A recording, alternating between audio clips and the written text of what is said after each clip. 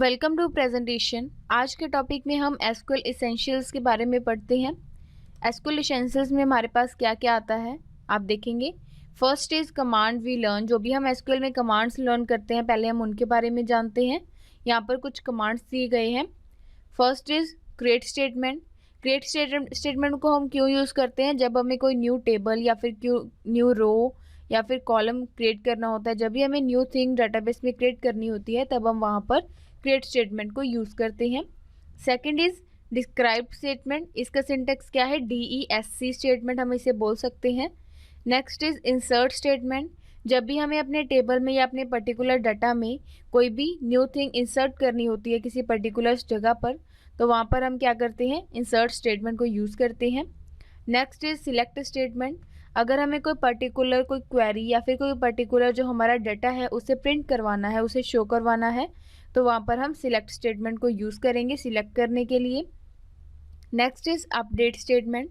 Update statement की help से हम अपना डाटा जो है अपने डाटाबेस से इंसर्ट भी कर सकते हैं और रिमूव भी डिलीट भी कर सकते हैं, तो इसे हम अपडेट स्टेटमेंट कहते हैं और इसे यूज़ करते हैं अपडेट करने के लिए डाटाबेस को। Next is delete statement. अगर हमें पर्टिकुलर डाटाबेस को या फिर पर्टिकुलर स्टेटमेंट को डिलीट करना है तो वहाँ पर हम क्या यूज़ करते हैं?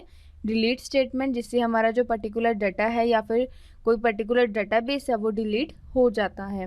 Next is drop statement. जब भी हमें किसी डाटाबेस से बाहर आना है तो वहाँ पर हम ड्रॉप स्टेटमेंट यूज़ करते हैं। अगर हम पर्टिकुलर टेबल को डिलीट करना चाहते हैं तब भी हम वहाँ पर ड्रॉप स्टेटमेंट को यूज़ करते हैं। ड्रॉप लिखने के बाद आप नेक्स्ट लिखेंगे ड्रॉप टेबल का नाम, तो इससे आपका टेबल जो है वो पर्टिकुलर डिलीट हो जाएगा।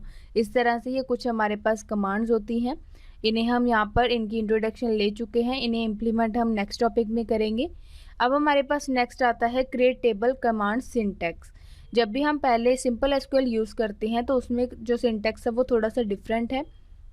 वहाँ पर हम करली ब्रेसेस स्टार्ट करते हैं, सेमीकोलन यूज़ करते हैं स्टेटमेंट के एंड में, तो लेकिन यहाँ पर जो है वो सिंटैक्स थोड़ा सा और डिफरेंट है। यहाँ पर हम पर्टिकुलर डाटा टाइप भी देते हैं। तो चलिए हम यहाँ पर इस सिंटैक्स को जानते हैं। पहले हम लिखेंगे क्रिएट टेबल, देन टेबल का नाम। क्रिएट टेबल लिखने के बाद हम क्या करेंगे?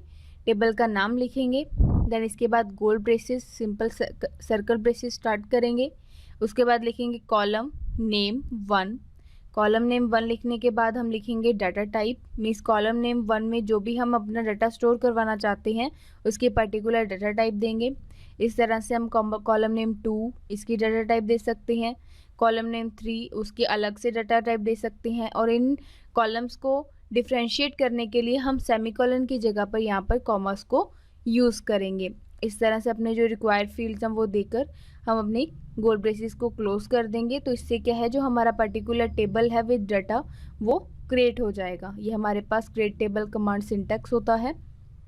आज के टॉपिक में हमने एसक्यूएल की कुछ कमांड्स के बारे में देखा कि हम उन्हें कैसे कैसे यूज़ कर सकते हैं। नेक्स्ट टॉपिक में हम इन कमांड्स को इम्प्लीमेंट करके देखेंगे अपने ओरेकल एक्सप्रेस में। Thank you.